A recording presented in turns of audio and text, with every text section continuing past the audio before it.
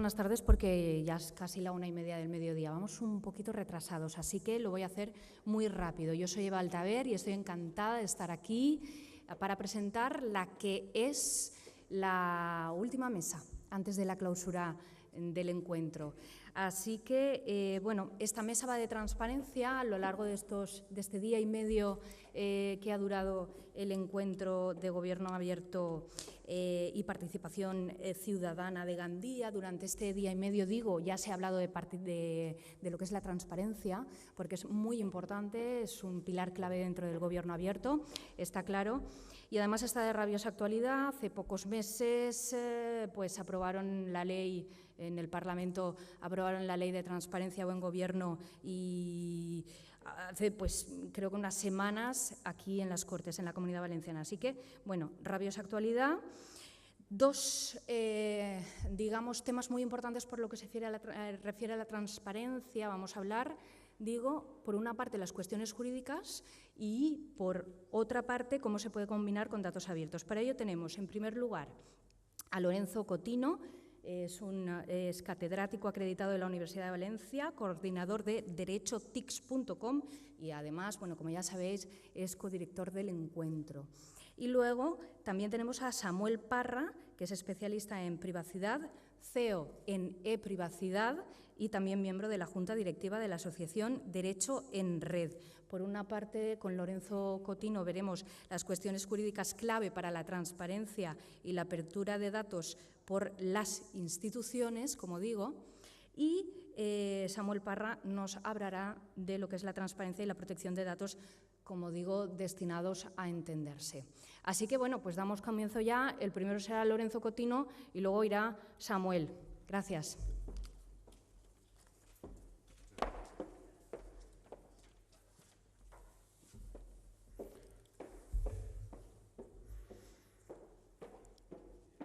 El pasador.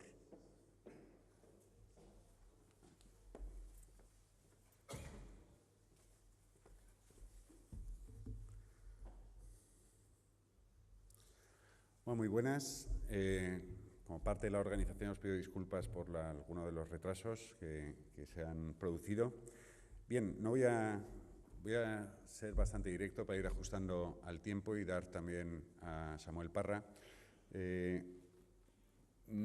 Aquí en el foro no es un foro jurídico solo, pero sí que uno de los aspectos importantes de las materias de transparencia y apertura de datos son las cuestiones jurídicas. Al respecto, primero voy a hablar de transparencia y el punto de partida es, aunque suene una cuestión muy jurídica, pero es una cuestión jurídica básica para el futuro de la transparencia en España. Y es determinar si estamos ante un derecho fundamental o no. ¿Por qué es importante esta cuestión? Más allá de cuestiones dogmáticas que sirven para que en la universidad hagamos libros debatiendo sobre el sexo de los ángeles, que se trate de un derecho fundamental o no es importante porque la transparencia está en conflicto. Está en conflicto, luego se hablará, con la protección de datos y con una serie de límites: interés nacional, interés público, seguridad, justicia. Y los conflictos es como un combate de boxeo. El combate de boxeo está claro que si pelea un superpeso pesado con un peso ligero, pues de 99 peleas o de 1.999 las ganará el superpeso pesado. Si el derecho fundamental de transparencia lo es como tal, pues en muchos de estos combates podrá dos pesos pesados, pues habrá que ver quién tiene que prevalecer. Es una cuestión importante. Sobre esta materia hay un proceso mundial de reconocimiento del derecho de acceso como derecho fundamental.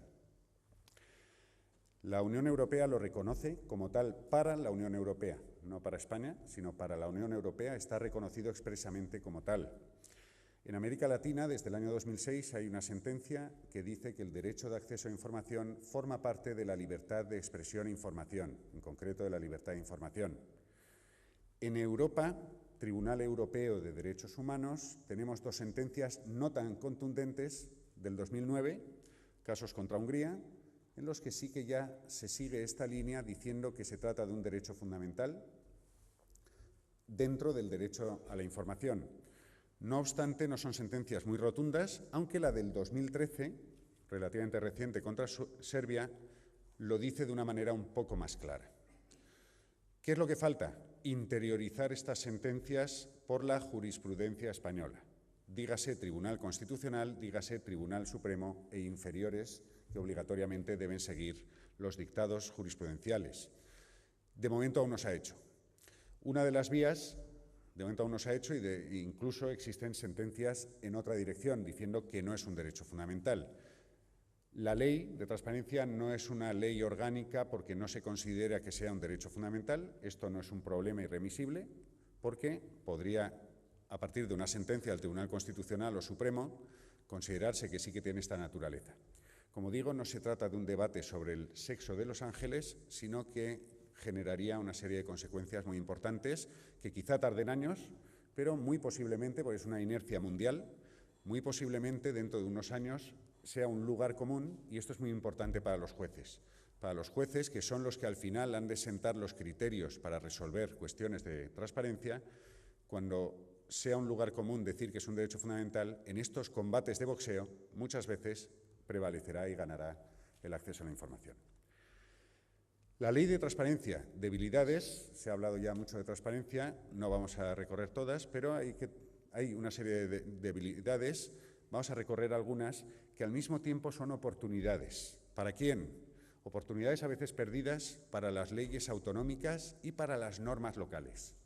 ¿Por qué? La ley de transparencia, algunas de las debilidades que vamos a señalar, se pueden colmar o mejorar o tapar con las leyes autonómicas. Leyes autonómicas, ha habido un auténtico aluvión de leyes autonómicas. Aquí me dejaría alguna, posiblemente. Ahora ya algunas personas han tenido que marcharse, gente de toda España que ha estado por aquí. Diría, oye, que no está la nuestra, que se aprobó la semana pasada. Y es que en la última semana, con el cierre de legislatura, se han acabado aprobando muchas leyes de transparencia. Ahí tenéis un listado rápido de las que hay.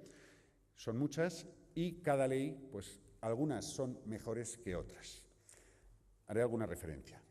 Y hay que tener en cuenta también la normativa local.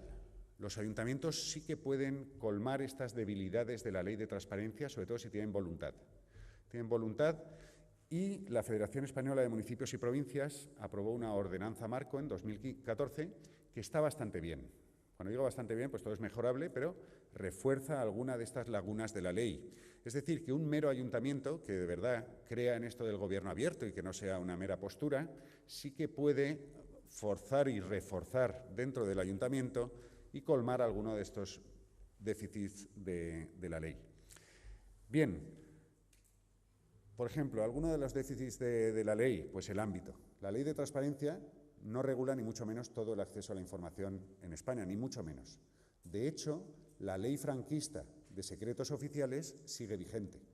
Todo aquello relacionado con defensa sigue con su reglamento vigente desde el año 64, creo recordar. Pero además, la ley coexiste con muchas otras normativas, la de medio ambiente, pero incluso hay un peligro de la ley, la disposición adicional primera, que dice que esta ley rige para el acceso a la información siempre que no haya otra norma especial. Y basta que haya una norma reglamentaria que regule un ámbito específico de información para que burlar todas las garantías de la ley. Esto es uno de los peligros. De momento no se ha abusado, pero sí que es cierto que las leyes anteriores que regulan sectores especiales estas leyes siguen rigiendo, sobre todo en materia de materias clasificadas. Tema de transparencia activa. Transparencia activa, como sabemos, es que la Administración exhibe su información sin esperar a que la soliciten. La ley es bastante positiva. Yo creo que quizá las mejores bondades de la ley, y además fue una aportación más del Partido Popular que en los proyectos anteriores del Partido Socialista, es la parte de transparencia activa. Pero ¿qué es lo que falla? Transparencia activa es que la ley señala muchos ítems obligatorios de información. Son muchos y es una información que lo que hemos de esperar es que se cumpla. Que se cumpla y que se cumpla no solo a nivel estatal, sino regional y autonómico. Si se cumpliera, ya estaríamos bastante contentos. ¿Qué se puede completar? Regular aspectos como decir, oye, ¿qué pasa si no se cumple la ley? Que es algo que va a pasar en diciembre del 2015. Casi todos los ayuntamientos de España no van a poder cumplirla porque no es fácil. Todo el torrente de información que obligatoriamente se ha de poner muchos ayuntamientos no van a poder ponerlo. No tienen medios, no saben ni siquiera dónde tienen esa información. Entonces hay que impulsar que lo cumplan con el palo y con la zanahoria. El portal de transparencia del Estado, pues adecuarlo para ponerlo al servicio de muchos de estos 8.000 ayuntamientos que no tienen medios. Y también con el palo. Oye, que si hay alguien que está incumpliendo y no está ignorando totalmente esta información que hay que poner, que los ciudadanos tengan mecanismos para solicitarla. La ley no lo aclara y esto vía ordenanza, vía leyes autonómicas se podría agilizar. ¿Cómo reclamar un ciudadano que ve que no se está cumpliendo la ley? Esto hoy por hoy no está muy claro. Se podría decir más cosas de tema de transparencia activa, pero la inercia es que ante la duda, oye, esta información la podremos colgar o no. Entonces, como no hay sanción por no colgarla, y a lo mejor dice, oye, mira, es que por protección de datos igual esto no lo debemos poner. Y ahí sí que podría haber algo parecido a una sanción, pues la inercia lógica va a ser, ante la duda, no pongo esta información. ¿Qué información? Aquí es uno de los huecos, de los vacíos de la ley para mí más importantes. Y no es por la vía de los límites. Se ha criticado mucho los límites de la ley y justo uno de los aspectos más criticables de la ley es este. Y es que está excluida, es decir, cuando alguien solicite información, no habrá un combate de boxeo en el sentido de que hay que analizar quién debe ganar, si la damos o no la damos, sino que la ley directamente dice que se inadmitirán, no se enjuiciará a ver si procede o no, sino que si se trata de esta información, se inadmitirá. Y es información muy sustancial políticamente, muchas veces. Es decir, queda excluida la información que esté en curso de elaboración o de publicación general, información auxiliar o de apoyo, notas, borradores, opiniones, resúmenes, comunicaciones e informes internos. Todas las comunicaciones internas entre la Administración quedan excluidas. Y esto puede tener mucha sustancia. ¿Qué comunicaciones ha habido entre departamentos o entre administraciones? No, eso se inadmite. Esto, como digo, la normativa local o autonómica no ha hecho nada por mejorar esto, ahí podrían hacerlo. Por ejemplo, correos electrónicos, no personales, sino correos electrónicos entre administraciones directamente excluidos. Esto es algo que es un exceso de la ley española, negativo. Se excluye también información que sea necesaria a una reelaboración. Esto tiene sentido, pero hay que intentar sobre todo que no se abuse de esta exclusión. Ahí se podrían mejorar algunos aspectos, como digo. Respecto del derecho de acceso, el ejercicio. Esto es la transparencia, no la exhibición, sino cuando alguien solicita la información. El ejercicio electrónico, la ley dice que será preferentemente electrónico, que se podrá hacer el ejercicio electrónico, pero aquí para mí es un problema si se empieza a exigir el DNI electrónico, como se está exigiendo para el portal de transparencia. Esto para mí es un error grave porque en España no sabemos utilizar el DNI electrónico y es una barrera fáctica tremenda. La ley lo único que pide es que la persona que solicite información se identifique, pero no necesariamente con un carné en la boca. Se puede hacer una plantilla, un usuario y contraseña, algunos mecanismos para invitar a los ciudadanos que soliciten información diciendo quiénes son, pero sin necesidad del DNI electrónico.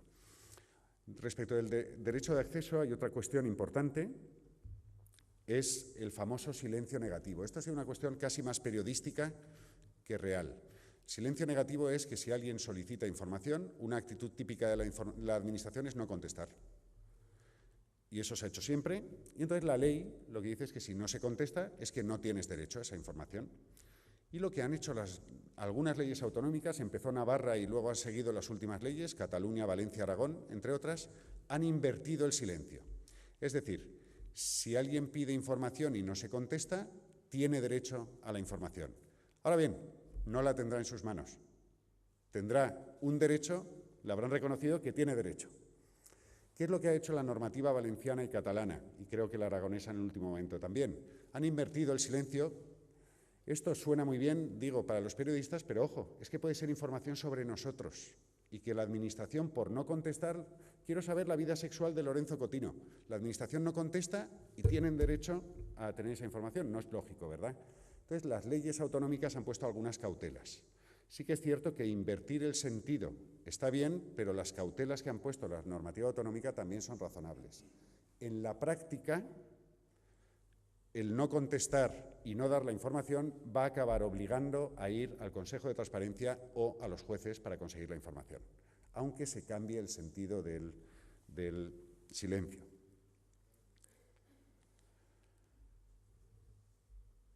Cuando se deniega información, cuando se solicita información. Aquí la ley, hay algo discutible, es que en algunos supuestos dice que se denegará la información si no tiene interés público. Esto puede parecer razonable, pero es que la mayoría de los solicitantes de información muchas veces lo hacen por interés privado. Yo soy un abogado y quiero tener una información para defender a mi cliente. O yo soy una empresa y quiero saber por qué la competencia se ha llevado un contrato. El hacer pasar por el interés público para hacer evaluar quién debe prevalecer, a veces puede ser contrario a lo que es el derecho fundamental de acceso a la información. Los derechos fundamentales los tenemos para nosotros. Los derechos, perdón, la propia palabra derecho es derecho subjetivo. Se nos reconoce para que los ejerzamos en nuestro propio interés. Hacerlo pasar por un interés público en ocasiones puede ser negativo. Lo que es muy importante, sobre todo, obligar a que las administraciones motiven, que digan por qué no nos dan la información. Ese es un tema jurídico importante. La ley estatal dice que no valdrá, que no se debe no motivar, pero no sanciona a las administraciones que reiteradamente digan que no a la información, que denieguen la información sin motivar. Las leyes autonómicas, por ejemplo, han introducido en este ámbito derecho sancionador. Cataluña, Andalucía y Valencia, en última instancia, han metido sobre todo derecho sancionador para amenazar con administraciones que denieguen reiteradamente la información sin motivar. Aquí la amenaza puede causar algún efecto positivo. Al menos la inercia de decir que no y que se vayan a los tribunales sin motivar puede cambiar. Yo no soy muy optimista al respecto, pero porque en España el derecho sancionado en la administración no funciona y entonces este tampoco va a funcionar. Pero la amenaza, al menos internamente en la administración, no gusta. Y entonces al menos dirán, bueno, vamos a motivar para no estar en el objetivo del derecho sancionador. Y esto, insisto, ha sido una mejora de algunas normativas autonómicas, como la valenciana, que quizá en este aspecto sea de lo más positivo de la normativa valenciana. De privacidad y protección de datos van a hablar el siguiente ponente, pero ya adelanto que esta ley permite una inercia que ya es típica, de negar la información que se solicita escudándose en la protección de datos. La ley esto no arregla. Lo dejo para el siguiente ponente porque vamos más o menos en la misma línea. Algo que la ley no ha regulado bien. Oye, ya he accedido a la información. ¿Qué puedo hacer con ella? ¿Puedo publicarla en una página web? ¿Puedo reutilizarla? No lo ha regulado la ley. Lo único que regula la ley en materia de protección de datos es que quien haya accedido a esa información se someta a la normativa de protección de datos que le va a prohibir, en principio, divulgarla. Y el tema de reutilización, es decir, he pedido esta información y me gustaría reutilizarla. No lo regula la ley, no sabemos si se tiene derecho. Garantías, Consejo de Transparencia. La ley es bastante débil en este sentido porque ha instituido un Consejo de la Transparencia que no tiene independencia. Y además el primer nombramiento marca la impronta es una directora general. Una directora general pues no tiene el perfil de una persona, digamos, ojo, no digo en el caso personal, que es una persona de prestigio, pero el nombrar para un cargo de una autoridad independiente a alguien que ha estado sometido a la estructura orgánica de un ministerio, etcétera, pues quizá no sea la mejor de las dinámicas.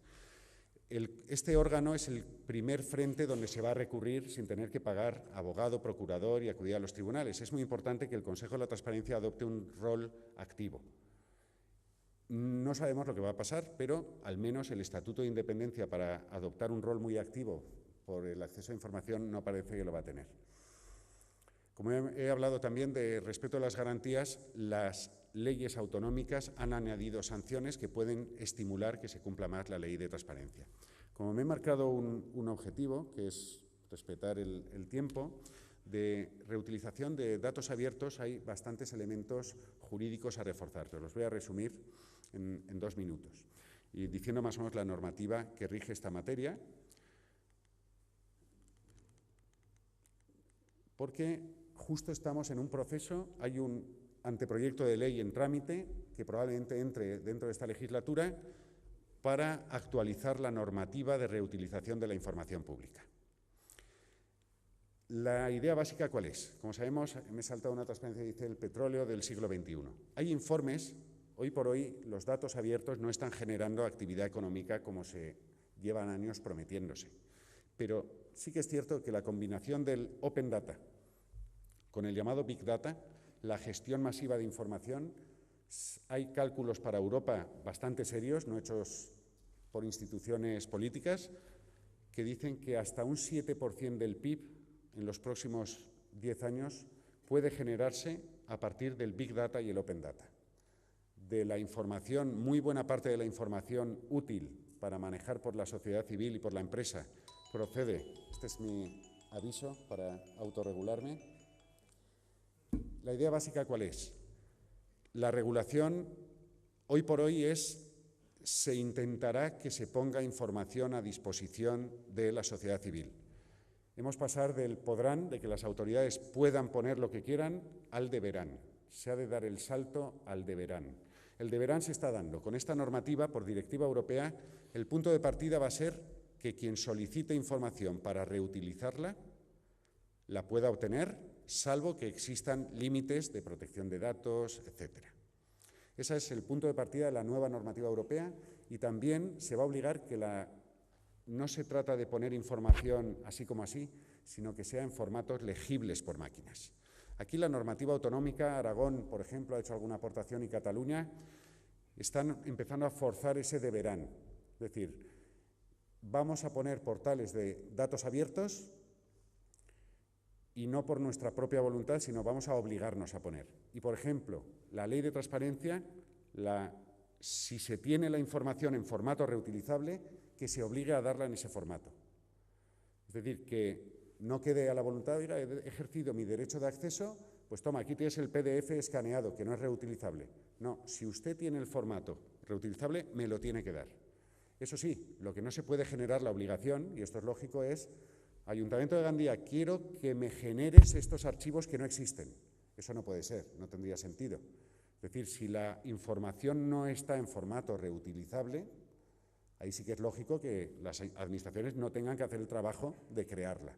Y luego hay que reforzar, las empresas, no hay muchas en España que se dedican a los datos abiertos, se quejan mucho porque es que ni les contestan. Oye, quiero que pongáis estos datasets que nos interesaría para crear riqueza. Muchas veces ni les contestan. Reforzar la obligatoriedad de contestar y luego reforzar una práctica, y con esto de verdad concluyo, que es el scrapping. Muchas de las empresas que se dedican a generar riqueza a partir de la información pública, como la piden y no se la dan, muchas veces directamente la rascan, la absorben de las páginas web y se quedan en la inseguridad jurídica porque eso es ilegal.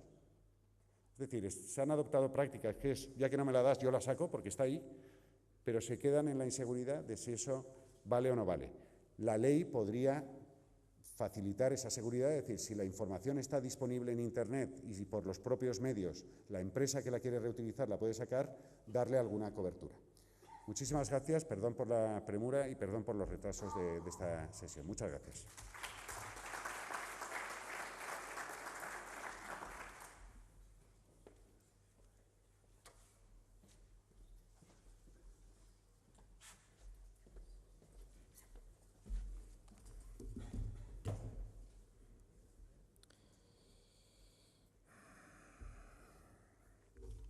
Buenas tardes.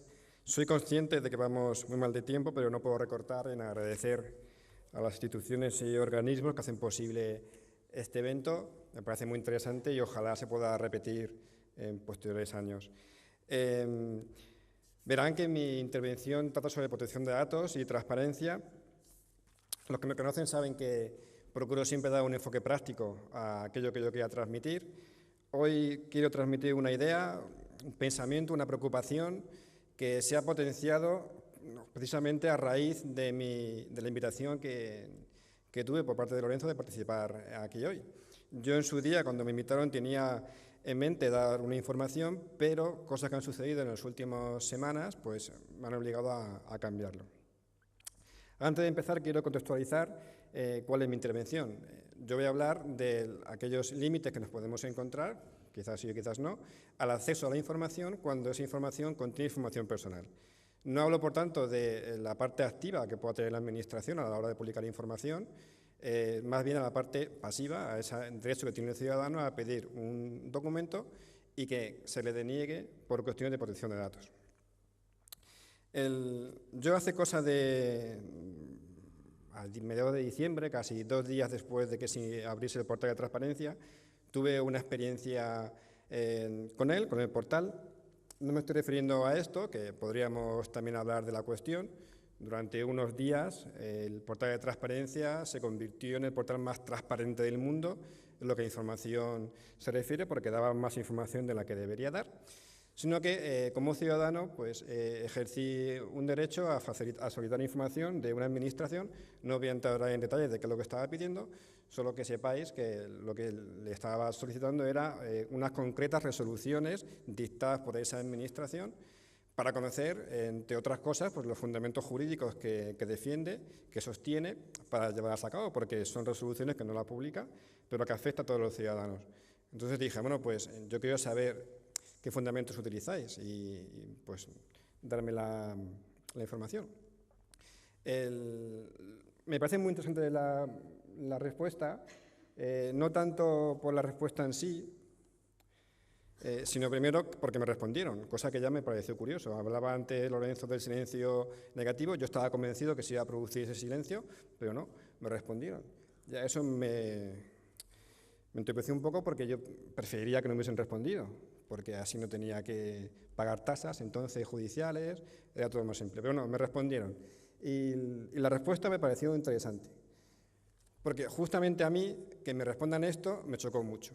Lo que me decían era, no, mira, Samuel, lo que me estás pidiendo, los documentos tienen datos personales y claro, no te los puedo dar, porque además, si te los quisiese dar, tendría que empezar a anonimizar esas resoluciones, y son muchas, me dicen que había 600, y eso es, me decían, una operación abusiva. Utilizaban el término abusivo porque eso es lo que utiliza la ley en el artículo 18.1 como una excepción a la posibilidad de acceso a la información. Y luego además me decían que era doblemente abusivo porque, claro, no solamente era que tenían que eliminar esa información personal que era meramente identificativa de las partes que pudiera haber en el expediente, sino que además implicaba, según ellos, tener que contactar con cada una de esas personas que aparecen ahí, preguntarles qué opinaban de que pudiese un tercero, yo, acceder a esa información, y hablábamos de miles de personas, entre unos y otros, los que podíamos tener. Por tanto, al final, acuerdan inadmitirme la solicitud y así se quedan. Bien. Yo cuando me ocurre esto, si no conocéis el artículo 18.1, veréis que hay una serie de causas de inadmisión, entre ellas la E. Yo cuando lo he estado estudiando y reflexionando sobre ella, al final he llegado a la conclusión de que esto se puede convertir en un saco donde meter cualquier petición que nos hagan y la administración no quiera darla y diga, no, es que lo que está pidiendo es abusivo. Y ya está. Se supone que tiene obligación de motivar la resolución, conmigo no lo hicieron. Simplemente se limitaron a decir que era abusivo porque tenían que contactar con muchas personas, lo cual tampoco era así. Y luego que sean manifiestamente repetitivas. Algo repetitivo, ¿cuándo es? Cuando hay 2, 3, 5 al año, 10, no se precisa. ¿Y cuándo será abusivo? Tampoco se precisa. Lo cierto es que lo de utilizar la Ley Orgánica de Protección de Datos para evitar el acceso a información no es nuevo. Yo os doy dos ejemplos. Por ejemplo, este caso de hace un par de años, en el que no sé si recordaréis que se perdían misteriosamente muchos iPads de los miembros del Congreso y, claro, se perdían y había que reponerlos. Se llegaban a perder 50. Se quiso conocer quiénes eran esos diputados que perdían los iPads y dijeron, no, es que eso no lo podemos dar por protección de datos, claro. Son datos personales y no se puede dar información. Pues muy bien. Un caso más actual de la semana pasada, un partido político, una formación política quiere acceder a un contrato en el que sospecha que ha habido enchufismo y aquí la respuesta es cuanto menos curiosa. A aquellos que conozcan la normativa de protección de datos les va a sonar. Lo que les decían era, no te lo podemos dar porque en tu petición de acceso no nos has dicho qué vas a hacer luego con esa información. Entonces, claro, como no indicas la finalidad para la que lo quieres obtener, pues eso vulneraría, decían, según la Agencia de Protección de Datos, la normativa de protección de datos y, por tanto, pues no te la podemos dar. Bien, llegados a este punto yo me pregunté, bueno, yo tengo una experiencia negativa con esto del portal, me han denegado la petición por tema de protección de datos, pero esto es una práctica habitual. Porque Lorenzo lo comentaba, sí, parece ser que las administraciones pueden utilizarlo, pero yo no lo sabía. Entonces empecé a preguntar a gente. amigos, compañeros que trabajan en administración, a desconocidos, empecé a enviar un montón de correos y bueno, obtuve respuestas de todo tipo. Desde personas que trabajan en administración, que no sabían ni de lo que estaba hablando, personas que no les costaba que hubiese habido denegaciones por este asunto, alguna respuesta que me decía que sí, ha habido alguna petición denegada por estos temas, pero no tengo la documentación. Pero hay dos personas que sí me respondieron con documentos, con captura de pantalla en la que se veía la respuesta que le dieron al ciudadano cuando pidió información. Por ejemplo, tenemos esta, que dice que según los puestos en párrafos anteriores y según la jurisprudencia de la Agencia de Protección de Datos, bla, bla, bla, no te lo puedo dar porque son datos personales. Vale. Y luego esta otra. Al margen de lo mencionado anteriormente, es necesario precisar que la Ley Orgánica 592, la LORTAZ. Cuando recibiste este pantallazo le dije, oye, pero ¿esta petición de cuándo es? ¿Esto de cuándo? Me dijeron, de 2011. Y digo, macho, si vas a poner una ley como excusa, por lo menos que esté en vigor, porque esta ley fue derogada en el 99, no me la saques en el 2011. Vale. Pues estos son casos en los que obligaron, entiendo yo, porque no sé lo que pasaría después, al ciudadano a tener que recurrir pues, a un juez para que diga algo, si es que se tuvo la molestia de acudir entonces. Después de hacer esta arqueología local, dije, vale, ¿puede ser que esto de la protección de datos y transparencia ocurra en otros países? Y no me quise centrar en Europa, porque yo me imaginaba que aquí, si iba a hablar de Europa, me quise ir fuera de Europa. Y decidí irme a México, por un motivo, porque la Ley de Protección de Datos de México es prácticamente un copia y pega de la española. Tiene algunas diferencias importantes, pero en resumen es prácticamente lo mismo. Y dije, bueno, pues voy a mandar un correo a los organismos que se encarga allí, que sería como el homólogo a nuestra Agencia de Protección de Datos, se llama IFAI, le voy a mandar un correo y le voy a preguntar, oye, ¿en México tenéis casos en los que a ciudadanos se les deniegue la transparencia por cuestiones de protección de datos? Y me respondieron así y me dijeron, sí, hay unos cuantos y tal, te los puedes consultar en el buscador que tenemos aquí en el IFAI. Le dije, pues estupendo, se ve que allí también tienen este problema. Entonces voy al buscador del IFAI y lo primero que me llama la atención es la cantidad de peticiones que hay que hacen en ese país, de peticiones de ciudadanos a la administración para que den información. Y me preguntaréis, ¿y por qué son muchas? Bueno, para saber si son muchas o pocas, voy a compararlas con las que hacen en España. En los 3 meses y medio que tenemos del portal de transparencia, ya hay estadísticas publicadas en el portal. Me estaba currando un gráfico para poder mostrarlo aquí hoy, para que veáis la diferencia en peticiones diarias respecto a México y España. En México hacen 350 de media al día, peticiones de información. En España, según las estadísticas del portal, hacen 13. De hecho, hay días en que no hacen ninguna. Es más, hace 3 días, hace muy poquito tiempo, se creó el perfil de Twitter del portal de transparencia y el community manager o quien fuera publicó un tweet en el que aparece que, fijaos cuántas, más de 1.300, al margen de la falta de ortografía, más de 1.300 solicitudes de acceso desde hace ya 3 meses y medio. 1.300, pero si eso es lo que hacen en México en 4 días. Es ridículo. Esto además me hizo reflexionar sobre si realmente interesa esto de la transparencia al ciudadano o no, porque viendo lo que hacen en México y lo que hacen aquí, pues nada. Bien, la cuestión es que en 2014 en México había más de 120.000 peticiones. Y estuve buscando, porque la muchacha de allí me dijo, sí, hay peticiones en las que se llega. Vale. El problema es que allí no podéis buscar por estado de la petición, tienes que listar 100 y buscar si se dio o no se dio. Y bien, encontré una muy curiosa, que me gustaría compartir con vosotros para que veáis lo que os quiero transmitir con la idea. Porque cuando la vi dije, si esto ocurriese en España, es que vamos, jamás se daría esa información. Se pondría como excusa la protección de datos. Y estoy hablando de una nómina.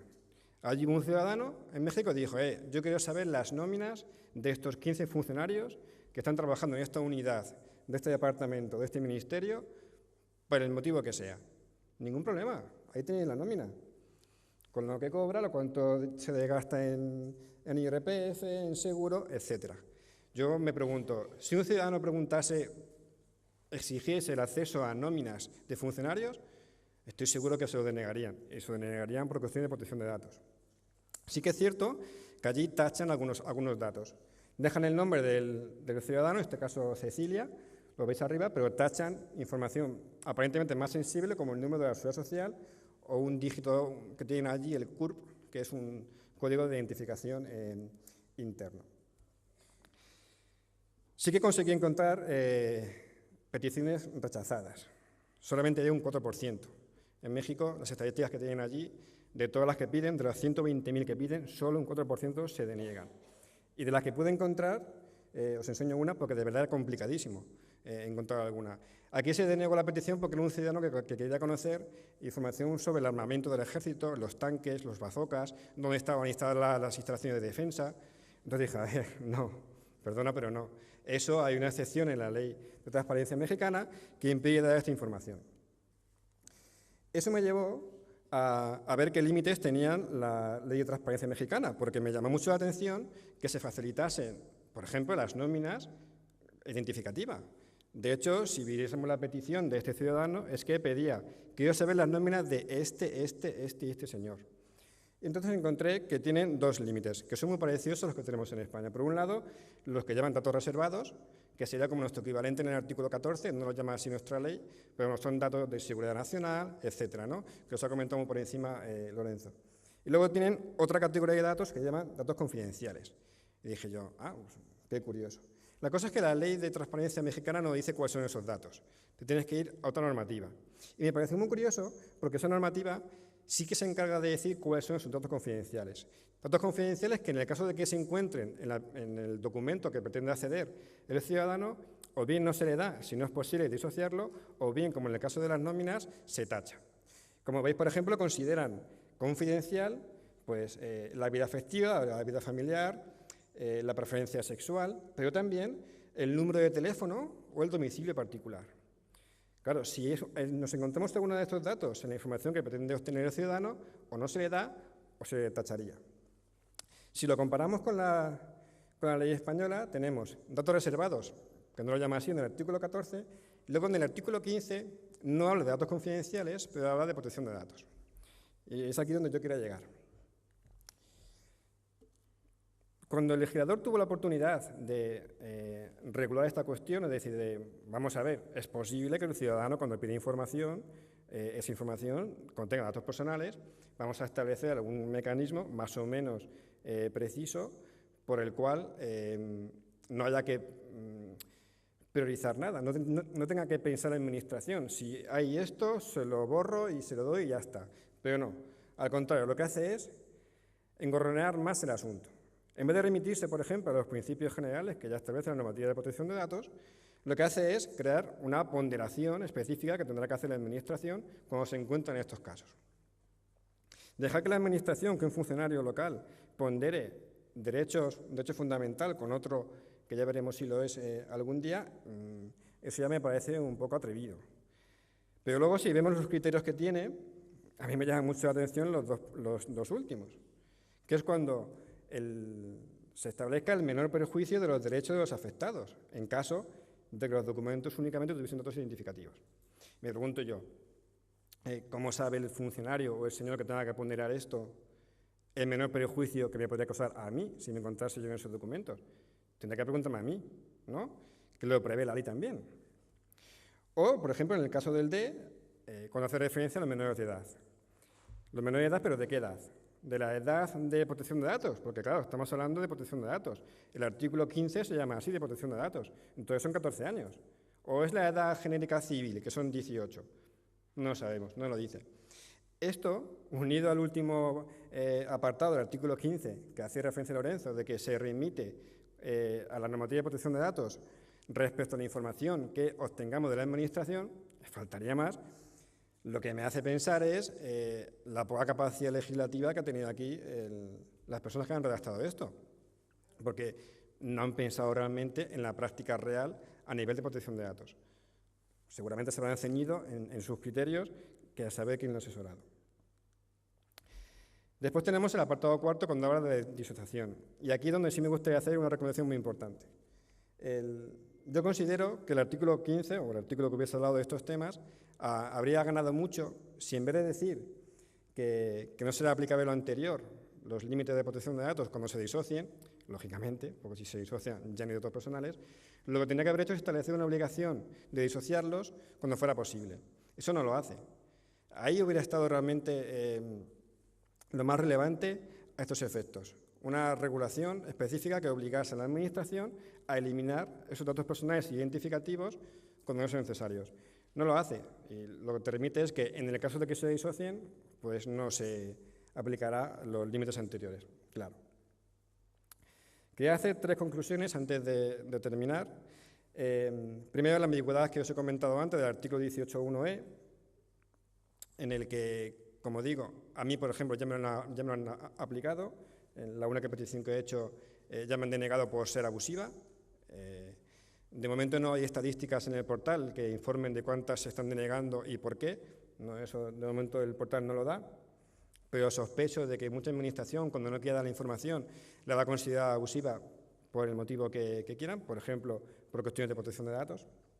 El artículo 15, en vez de ofrecer soluciones, lo que crea son nuevos focos de disputa, generan una imprecisión jurídica adicional a la que ya existe en cuestiones de protección de datos, que muchas veces no está claro, pero aquí genera nuevos criterios al margen de los que dice la normativa de protección de datos, que habrá que ver cómo se van resolviendo.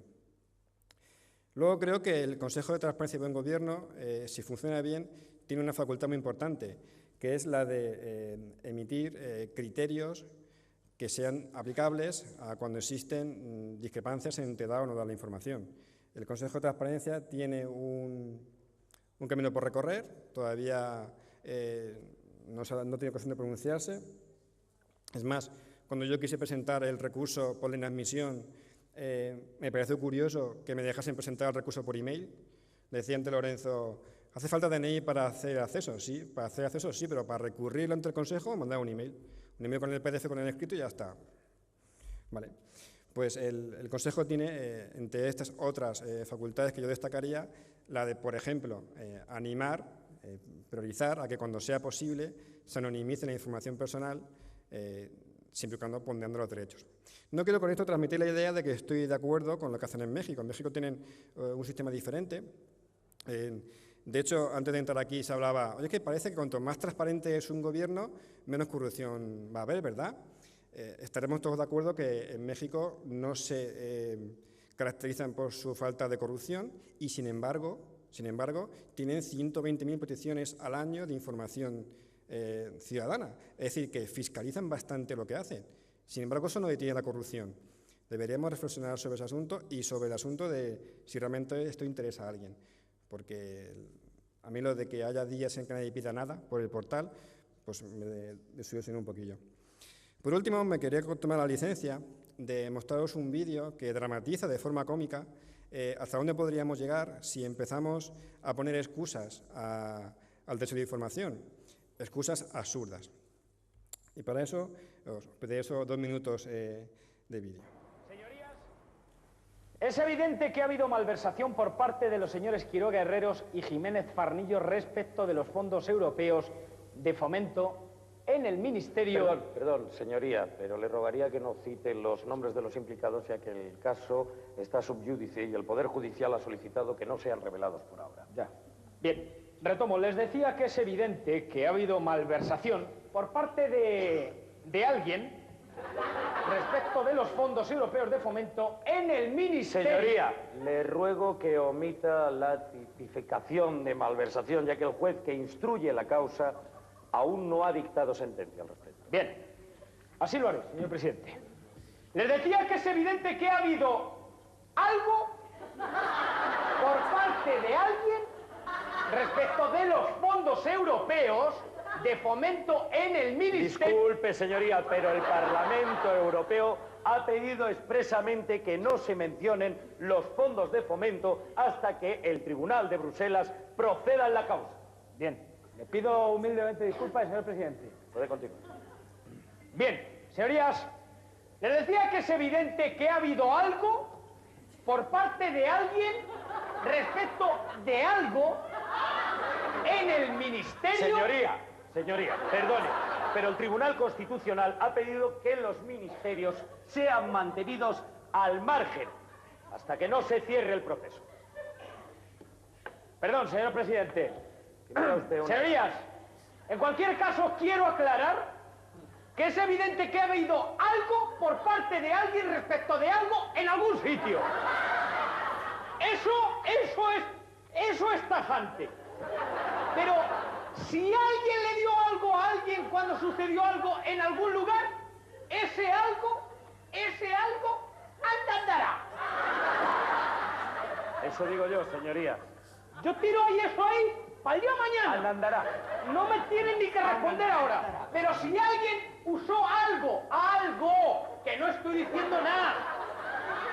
Respetos al máximo, señor presidente, en ese aspecto. Dios nos libre que no quiero levantarle a nadie los pies del suelo. He dicho algo, pero hubo alguien con algo, en algún sitio. Ese algo andará.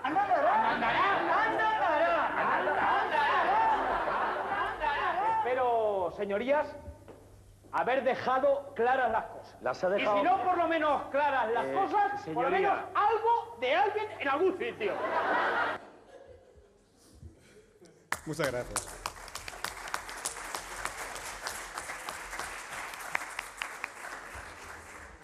Bueno, por lo menos hemos acabado con unas risas. Rápidamente quería dar paso al turno de preguntas. Va a ser rapidito porque ya tenemos la mesa en la que se va a clausurar el encuentro. Entonces, si alguien tiene alguna pregunta, tanto para Lorenzo como para Samuel. Vale, por ahí veo. Sí, para Samuel. Adelante.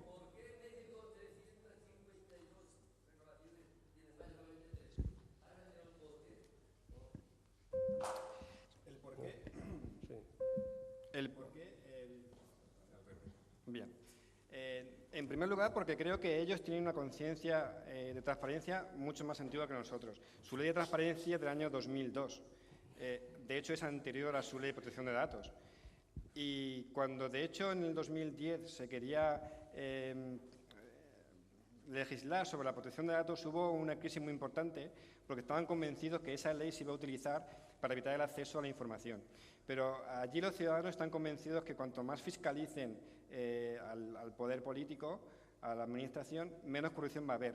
No lo están consiguiendo y es una cosa que habría que analizar el porqué. Pero allí, si hablas con gente de México, te van a responder que están muy preocupados con la actividad política.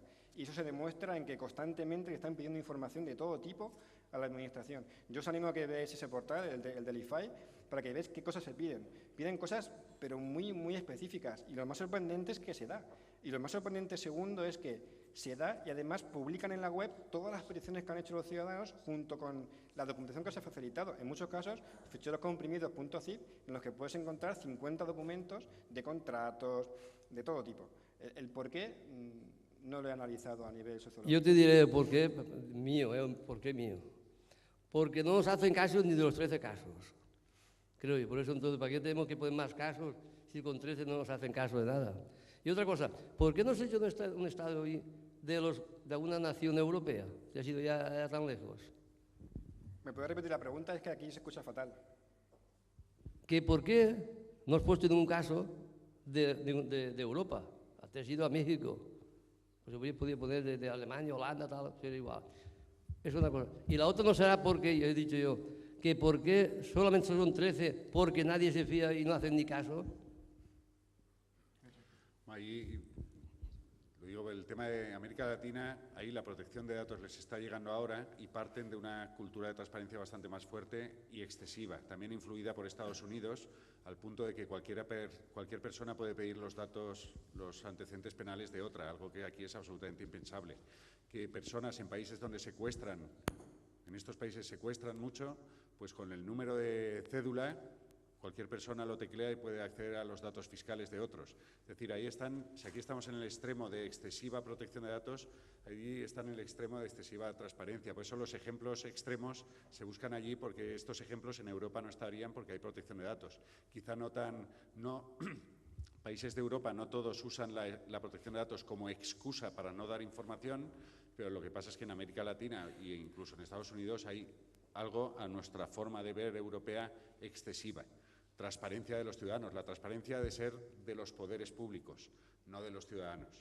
Lo que pasa es que aquí se está escudando la opacidad sobre la base de protección de datos. Gracias. Buenas tardes. Yo una simple, más que pregunta, reflexión. Estamos comentando a nivel de facilitar datos y utilizando ese derecho a la información como un derecho importantísimo, fundamental incluso, y se está hablando de México como país de referencia, donde esa apertura y donde esa facilidad y esas estadísticas. Pero yo hago una reflexión. Realmente México está potenciando unos derechos que yo pienso que irían quizá un poco detrás de otros mucho más importante proteger, como es el derecho a la vida.